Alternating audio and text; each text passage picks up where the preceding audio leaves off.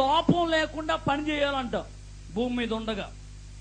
ఏమండి, లేకపోతే పాతాళానికి వెళ్ళిపోయావనుకో అక్కడ పని అయినా ఉపాయమైనా ఉండదు.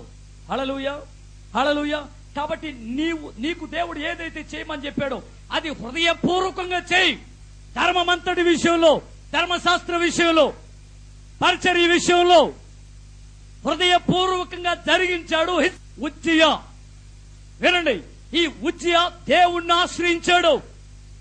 ఆశ్రయించినంత కాలము కూడా దేవుడు తనకిచ్చిన పరిచర్య విషయంలో, రాజరిక విషయంలో, ఎవరి ధర్మశాస్త్ర విషయంలో, ధర్మమంతటి విషయంలో అతడు హృదయపూర్వకంగా చేశాడంట.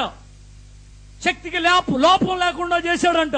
అందుకునే దేవుడు అతన్ని అన్ని విషయంలో వర్ధిల్లు చేశాడు. చప్పట్లు కొడుతూ దేవుని నామమును మహిమపడతాం. వర్ధిల్లాడు కదా, ఆస్తి కలిగింది, ఐశ్వర్యం వచ్చింది, పేరు ప్రఖ్యాతులు వచ్చాయి,